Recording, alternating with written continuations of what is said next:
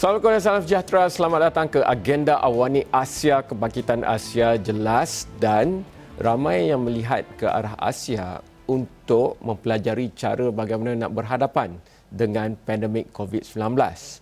Tetapi hakikatnya adalah walaupun ramai yang melihat ke arah Wuhan di negara China sebagai tempat di mana kita mula-mula mengetahui dan diberitahu tentang virus SARS-CoV-2 ini yang membawa kepada pandemik COVID-19, hakikatnya ialah Malaysia sudah pun melebihi bilangan ataupun jumlah 100,000 orang yang dijangkiti oleh virus SARS-CoV-2 dan terbabit dengan COVID-19, tetapi di negara China mereka berjaya menghadkannya bawah daripada itu sekitar 80,000 lebih. Dalam konteks itu, hari ini saya mengalu-alukan sekali lagi Zhang Hong, rakan kepada Agenda Awani yang cukup baik, sentiasa memberitahu kita dalam bahasa Malaysia ataupun bahasa Melayu yang fasih.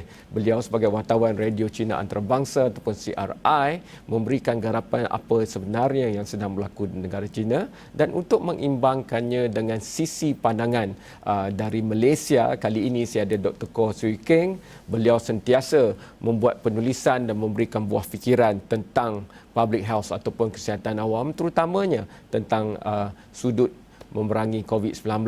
Dan baru-baru ini saya rasa beliau telah mengeluarkan buah fikiran tentang kenapa syarikat-syarikat pengeluar vaksin antarabangsa ni ada perjanjian rahsia, tak boleh diberitahu apa yang bagus apa yang taknya.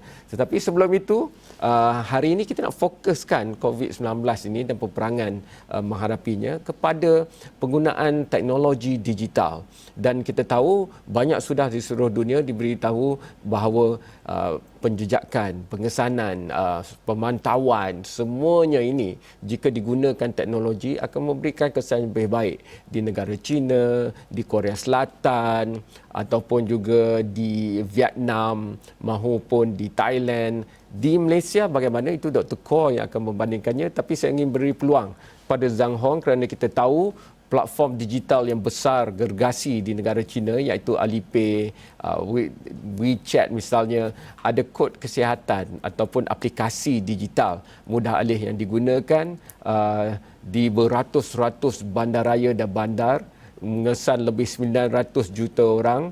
Jadi bagaimana ini semua dilakukan, saya berikan peluang pada Zhang Hong. Zhang Hong, tolong berikan gambaran, macam saya ni tak pernah sangat nak baca tentang negara China kecuali apa yang keluar dalam agensi berita. Bagaimana sebenarnya pendekatan di negara China sejak bermulanya di Wuhan penggunaan aplikasi teknologi digital ini? Terima kasih. Sebenarnya memang kalau teknologi digital amat membantu kita sekarang untuk mencari khususnya kes yang mungkin terjangkit. Kerana kalau di China sekarang kita menggunakan kod kesihatan itu kebanyakannya tergantung kepada dua platform yang paling banyak digunakan di China. Ini semuanya ada dan semuanya boleh digunakan. Dan dalamnya kalau pada permulaan kod kesihatan ini, dia fungsinya hanya untuk tentukan sama ada saya hanya bergerak dalam daerah yang hijau, tidak pernah memasuki daerah yang merah. Dan kalau saya pernah melawat ke daerah merah, kod itu akan juga menjadi merah. Jadi saya ketika macam melawat ke shopping mall, dia akan minta saya tunjukkan kod kesihatan kepadanya. Kalau itu merah, saya akan ditolak. Dan sebenarnya kalau kod kesihatan ini juga beransur fungsinya ditambah lagi.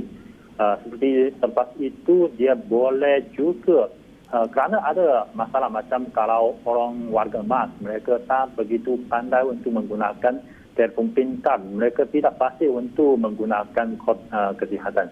Jadi saya boleh membantu macam ahli keluarga saya, macam ibu bapa atau anak saya masih kecil, boleh membantu mereka cek kod kesihatan mereka. Ahli keluarga saya dari kampung, dari bandar lain datang ke sini, saya boleh membantu mereka mendaftar dalam sistem kod kesihatan ini supaya kerajaan tempatan, kerajaan Beijing boleh tahu mereka sudah datang ke Beijing dan apa kawasan mereka pernah melawat. Dan hingga sekarang sebenarnya kod kesihatan ini sudah tambah lebih banyak fungsi, macam dia boleh memperlihatkan hasil pemeriksaan COVID-19 dan juga boleh kalau sekarang sudah tambah lagi, iaitu kerana di China sudah lebih 1 juta orang sudah menyuntik vaksin China punya. Jadi sekarang kalau kod kesihatan juga berfungsi boleh tunjukkan sama ada orang ini sudah disuntikan vaksin. I see. Zhang Hong, adakah ini diwajibkan sejak mula ataupun bagaimana? Adakah ia digunakan secara sukarela? Bagaimana tentang komuniti-komuniti tempatan? Adakah orang yang menjadi duta untuk menerangkan bahawa ini yang harus kita lakukan dan sebagainya? Kerana ini akan diserukan oleh kerajaan melalui berbagai saluran macam media-media. Tapi kalau tidak ada kod kesihatan ini akan menjadi gangguan bagi kita setiap orang dalam kehidupan seharian. Macam contohnya dulu saya sudah ambil iaitu pergi ke shopping mall. Kalau saya tidak ditunjukkan kod kesihatan yang hijau, saya akan tolak dimasuk kerana mereka takut nanti ada risiko saya kalau pernah melawat ke tempat yang daerah merah. Dan ada satu contoh iaitu sekarang saya baru baca satu laporan katakan ada satu upacara pernikahan diadakan, ada jamuan untuk pengantin baharu. Mereka sudah mengundang banyak tetamu-tetamu atau ahli keluarga datang, tapi setiap tetamu datang diperlihatkan tunjukkan juga kod kesihatan. Kalau hijau masih boleh masuk untuk menyertai jamuan mereka. Saya rasa ini sebenarnya sudah menjadi satu kebiasaan kepada setiap orang di China punya untuk menjamin kesihatan setiap orang, bukan hanya menjaga kami diri lah, bahkan untuk menjaga setiap orang di sekitar kami.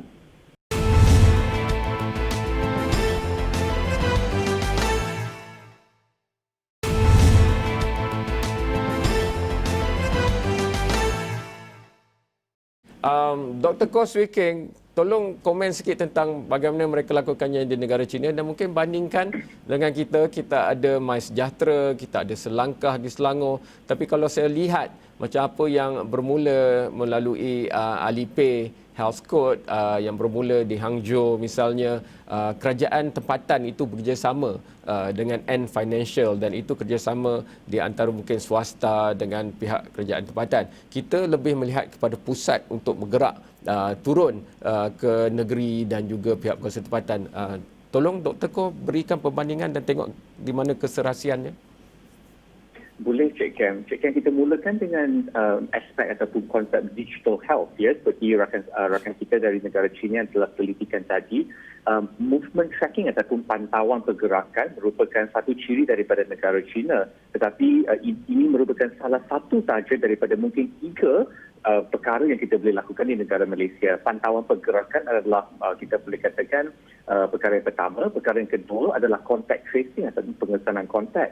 Sekiranya sesiapa ada mempunyai COVID ataupun mereka telah melawat tempat-tempat yang awam, kita boleh gunakan teknologi ataupun digital tools, alat-alat digital untuk mengesan kontak-kontak rapat, kontak-kontak yang pernah berdekatan dengan kita. Yang tu apa yang kita boleh gunakan untuk teknologi yang kedua. Yang ketiga pula ni adalah untuk kita boleh katakan menunjukkan bukti kesihatan, ya. Maksudnya secara ringkasnya kita boleh tunjukkan suhu badan kita, sama ada kita bergejala ke tidak. Kalau kita nak lebih rumit lagi, status vaksin kita ataupun status immunity. Misalnya dia baru 2-3 hari lepas kita menjalankan satu ujian untuk COVID yang menunjukkan kita negatif. Inilah 3 perkara-perkara yang kita boleh katakan merupakan kuasa ataupun kebolehan, kemampuan untuk digital health. Pantauan pergerakan, pengesanan kontak, dan nombor 3 membuktikan status kesihatan kita. Di negara Malaysia, Cik Kem, apa yang kita tengokkan adalah movement tracking ataupun pantauan pergerakan tu kita boleh katakan paling sophisticated lah di negara Malaysia. Sebab masa sekarang negara Malaysia untuk contact tracing ataupun pengesanan kontak, kita tidak menggunakan teknologi dengan banyak. Data daripada MySejahtera masih lagi belum digabungkan, setahu kita masih lagi belum digabungkan dengan Selangkah dan app yang dibangunkan oleh negeri Pulau Pinang dan negeri Sarawak, dan juga app bukan app tapi buku yang kita tuliskan nama, nombor telefon dan suhu badan kita apabila kita masuk ke dalam kedai. Data-data tersebut tidak lagi digabungkan, maka Malaysia mungkin terlalu mementingkan kuasa pusat federal power untuk menggerakkan respons tindak balas dari segi kesihatan awam. Jadi untuk langkah-langkah seterusnya bolehlah kita decentralize sedikit kepada negeri-negeri untuk memantau pergerakan, mengesan kontak dengan lebih rapi, ataupun juga untuk memberikan satu peluang kepada private sector ataupun sektor swasta untuk membantu all of society untuk menggerakkan tindak balas kita. Dr. Kok, untuk menambah baik apa yang sedang berlaku di Malaysia sekarang, tambahan pula ramai yang risau melihat data-data harian yang diberitahu oleh Kementerian Kesihatan tentang jumlah kes dan sebagainya dalam gelombang ketiga ini. Tidakkah memajukan setapak lagi? Kerana sekarang ini cuma pengesahan suhu untuk kita masuk ke kompleks membeli belah ataupun shopping mall ataupun mana-mana jual premis. Tetapi seperti yang Zhang Hong ceritakan tadi, mereka data bukti kesihatan itu sudah pun ada dalam aplikasi yang sama. Jadi jika mereka datangnya dari kawasan merah, maka mereka secara automatik akan dikesan oleh aplikasi itu dan tidak dapat masuk ke premis berkenaan. Adakah kita sedang menuju ke arah ini, Dr. Kor? Susah nak jawab soalan ni, Cik Ken, sebab perbahasan ataupun perbincangan mengenai perkara ini tidak berlaku di dalam media ataupun di sektor di public discourse lah. Selalunya perbincangan ini dilakukan di dalam kerajaan, maka kita tidak perlu dan kita tidak tahu apa perbincangan tersebut yang berada di dalam kerajaan. Tetapi wajar kita menuju ke arah ini kerana pandemik ini akan berpanjangan. Dia tak akan habis dalam masa 1-2 tahun, walaupun vaksin akan datang, tapi vaksin itu akan dikeluarkan dan mungkin disampaikan dalam 1-2 tahun saja. Jadi jangka masa panjang ini kita harus meneliti cara-cara untuk kita melawan COVID dengan cara baru, sebab dah 1 tahun dah kita melawan COVID. Kalau taktik-taktik kita boleh tambah baik ataupun mungkin tidak berjaya sangat ataupun tidak ada tempat-tempat yang tak berkesan sangat, maka kita haruslah menambah baikkan strategi kita untuk pandemik yang berpanjangan.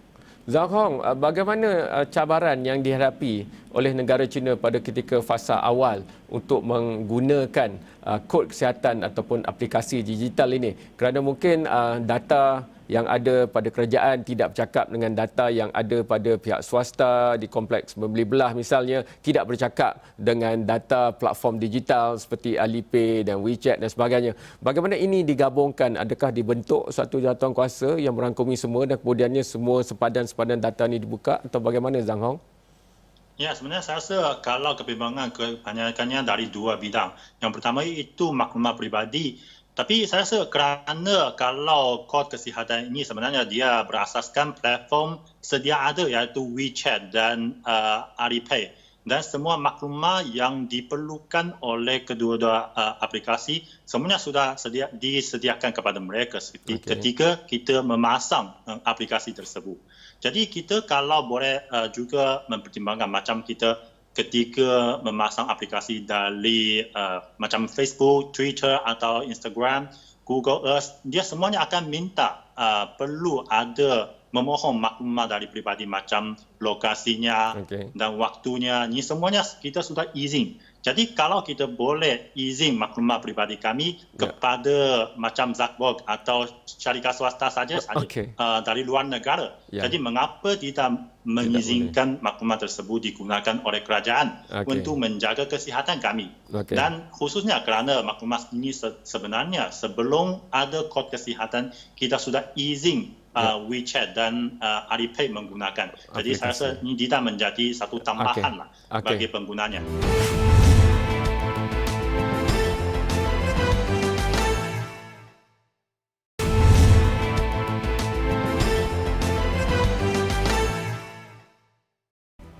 Data pribadi sentiasa menjadi kerisauan, tetapi ini norma baharu. Ini adalah ancaman pandemik yang kita tahu kita hanyalah sekuat atau sebaik usaha kita memeranginya di antara kelemahan yang terburuk kita. Kalau 99.9% rakyat Malaysia sudah pun sihat, tetapi ada 0.1% yang tidak terjaga daripada aspek kesihatan awamnya, maka ia akan boleh meletus dengan cepatnya kembali. Dan ini yang sedang kita bincangkan, penggunaan kod kesihatan, aplikasi digital, pendigitalan atau digitalisasi kesihatan awam ini. Dr. Kor, soalannya sejual kepada Dr. Kor sebelum ini, ada banyak kerisauan tentang data pribadi, tapi kita lebih risau lagi tentang hak kita untuk mendapat kesihatan awam yang baik. Jadi imbangannya mungkin sementara menunggu kerajaan pusat dan kerajaan negeri meletakkan garis-garis mereka dan membuka capaian-capaian data. Pihak swasta seperti yang telah dikatakan oleh Zhang Hong tadi di negara China telah pun memulakan langkah itu. Jadi mungkin itu seharusnya juga dilihat dan ini boleh digemblengkan bersama. Cik Kem, saya ingin membuat 3 ulasan. Ulasan yang pertama, hak-hak peribadi ataupun hak-hak segala-gala hak yang kita terima di negara Malaysia ni bukan mutlak. Nombor 2, hak peribadi kita pun sudah dah berikan kepada Apple, Google, Facebook, Twitter dan sebagainya. Dan nombor 3, apa yang kita boleh buat di negara Malaysia buat masa sekarang adalah untuk mempertahankan hak sebanyak yang kita mungkin secara seimbang, ya. Kalau kita nak tengokkan hak privacy, ya, bukan mutlak tetapi kena ditimbangkan dengan hak kesihatan awam juga. Ulasan saya yang pertama itu berkenaan dengan hak yang bukan mutlak. Memang kita ada hak untuk privacy, tapi untuk data peribadi kita disimpan dengan elok dan tidak diwar-warkan dengan sewenang-wenangnya. Tetapi hak tersebut bukan yang mutlak dan harus dipertimbangkan dengan hak orang lain, termasuk hak sendiri untuk mendapatkan akses kepada kesihatan. Jadi walaupun kita ada hak tersebut bukan yang mutlak dan tertakluk kepada keadaan semasa. Ulasan saya yang kedua adalah berkenaan dengan ciri-ciri hak-hak peribadi ataupun privacy buat masa sekarang. Seperti yang saudara Zhang Hong telah katakan tadi, ramai rakyat Malaysia dan rakyat-rakyat di seluruh dunia telah pun memberikan sedikit daripada hak peribadi kita ataupun privacy kita kepada social media giant seperti Facebook, Google, Apple, Amazon dan sebagainya. Di Malaysia kita dah pun Lazada ataupun Shopee, mereka tahu tabiat-tabiat kita dan isu-isu dan maklumat peribadi kita buat masa sekarang juga. Jadi kalau kita boleh mengizinkan platform-platform tersebut untuk mendapatkan hak peribadi kita, kenapa kita tak boleh izinkan untuk hak menjaga kesihatan awam dan juga menjaga kesihatan keluarga, jiran dan sahabat andai.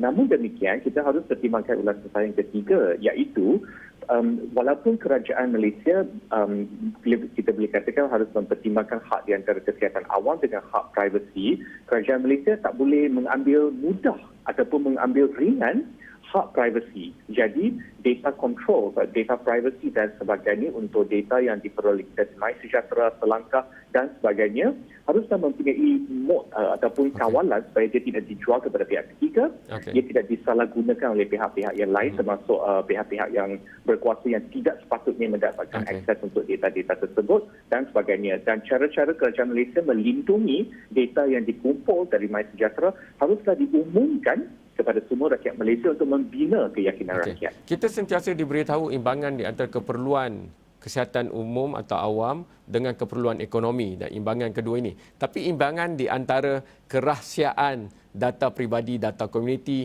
dengan kepentingan umum dan kesihatan umum. Contohnya telah ada pun kes di Malaysia di mana orang yang sepatutnya berada dalam kuarantin ataupun mengumumkan mereka baru pulang daripada luar negara tetapi telah menyembujukkan kluster yang besar kerana mereka menyembunyikannya, malah keluar pergi ke bank dan sebagainya. Jadi dalam kes itu, pelindungan data peribadi melindungi orang yang melakukan kemungkaran itu yang menyebabkan ramai orang lagi bahaya dan terdedah. Tapi pada masa yang sama, soal ini bukan hanya tentang soal tempatan negeri ataupun negara Malaysia, tapi tentang seluruh dunia. Ya. Bagaimana kalau dunia nak dibuka kembali kebebasan di antara sepadannya, maka kita perlu tahu ketiga-tiga perkara yang Dr. Koh katakan tadi tentang capaian teknologi, tentang pemantauan dan juga bukti kesihatan. Ini saya nak kembalikan soalan ini kepada Zhang Hong.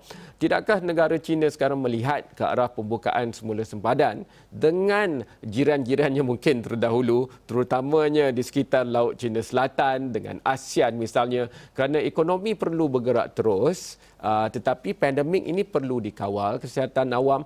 Ramai yang mengatakan bahawa tidak mungkin lagi kita boleh wujud macam sebelum pandemik kerana ancaman ini akan sentiasa ada. Kita perlu buka kembali sepadan kita, mungkin pertama kali dengan gelembung-gelembung hijau. Dan aplikasi digital dikatakan pemboleh utama kepada perkara ini berlaku. Adakah itu sedang dibincangkan dan dirancangkan di negara China, Zhang Hong? Ya, saya memang amat setuju kerana kita lihat ini akan menjadi satu new normal. Meskipun nanti mungkin vaksin akan digunakan, tapi berbagai langkah kawalan wabak saya rasa akan diteruskan hingga mungkin berapa tahun pada masa depan. Dan sempatan kami tidak mungkin selalu tertutup dan kita lihat kalau sekarang berbagai negara selalu mempersesuaikan dasar kawalan sempatan berdasarkan perkembangan terkini pandemik. Dan kalau kita lihat pada zaman pasca pandemik, mesti kita ada satu langkah untuk mengizinkan sekurang-kurangnya yang di bawah sekatan atau satu kuota yang tertentu kita mesti ada hubungan antarabangsa dipulihkan. Dan kalau begitu kita lihat sekarang banyak negara dia akan meminta pelancong yang datang atau pelawat yang datang dari luar negara tunjukkan macam hasil pemeriksaan COVID-19. Atau pada masa depan mungkin akan diminta ditunjukkan sama ada sudah digunakan vaksin. Jadi saya rasa fungsi ini sudah ada dalam kod kesihatan. Dan ketika saya tunjukkan kod kesihatan saya melalui Facebook, banyak kawan-kawan dari Malaysia pun beritahu saya katakan fungsi MySejahtera hampir sama dengan kod kesihatan di sini. Okay. Jadi kalau begitu, mengapa kita tak boleh menyatukan atau menyambungkan sistem-sistem berbagai negara? Jadi ketika kita saya nak melawat ke Malaysia. Ketika masuk ke custom, saya boleh tunjukkan kod kesihatan saya. Dan boleh lihat saya dari kawasan yang hijau sudah menggunakan vaksin dan hasil pemeriksaan COVID-19 saya adalah negatif. Jadi saya boleh langsung diizin masuk ke Malaysia. Saya rasa ini mungkin akan amat membantu untuk memudahkan atau memulihkan hubungan antarabangsa dalam zaman pasca pandemik. Zhang Hong, adakah sudah didengar dari keputusan kerajaan Beijing misalnya tentang perkara ini? Adakah mereka sedang mengadakan diplomasi ini? Ini cadangan sebenarnya dikeluarkan secara rasmi oleh Presiden China. Dan tapi saya rasa ini merupakan satu hal yang perlu ada penyelarasan antara berbagai negara. Dan khususnya perlu mempertimbangkan berdasarkan perkembangan pandemik pada masa yang tertentu lah. Oleh itu saya rasa ini boleh menjadi satu hala tuju kita boleh berusaha bersama. Okey. Dr. Koh, ini bukan sahaja tentang pandemik, tapi sebenarnya dah lama pun kita mahu majukan kesihatan awam dengan melaksanakan aplikasi digital. Contohnya untuk mengurangkan kesesakan di hospital. Jika ada cerapan melalui Internet of Things ataupun pengesan-pengesan sensors yang ada di mungkin pergelangan tangan kita atau jam kita yang mengetahui tentang data-data asas kesihatan kita, kita boleh mengurangkan orang yang menanti untuk mendapatkan pandangan pakar, dan bila doktor pakar pun berjumpa kita, beliau tidak perlu lagi menunggu cerapan suhu dan sebagainya, denyut nadi kita, tekanan darah kita dan sebagainya. Itu sudah pun ada. Adakah ini akan dipercepatkan mengambil kira perkara yang kita bincangkan ini? Cuma masalahnya nanti apakah satu piawai standard yang akan diterima oleh semua negara berbeza ini, Dr. Koh? Cik Kem, ada dua belah yang kita harus tengokkan ya. Belah pertama tu kalau kita tengokkan HIS ataupun Hospital Information System ataupun sistem maklumat untuk sebuah hospital tu dah lama dah wujud, lebih kurang 20 tahun dah. Hospital Selayang katakan yang diwujudkan di Malaysia merupakan hospital pertama di Malaysia yang paperless, yang tanpa kertas. Sebab kita hendak menuju ke arah satu era untuk hospital ataupun klinik untuk mengurangkan kesesakan dan sebagainya dengan menggunakan unsur-unsur elektronik dan digital. Konsep ni dah lama dah, tapi mungkin pandemik ni akan mempercepatkan proses untuk mengorak langkah ke arah hospital digital, klinik digital dan sebagainya yang akan mempercepatkan proses untuk mendapatkan katil ataupun keluar discharge daripada hospital dan sebagainya. Sejurusnya akan meningkatkan kualiti tahap kesihatan dan juga keberkesanan penjagaan kesihatan di negara Malaysia. Jadi konsep digital hospital itu dah lama wujud, tapi pandemik ini mungkin akan mempercepatkan proses tersebut.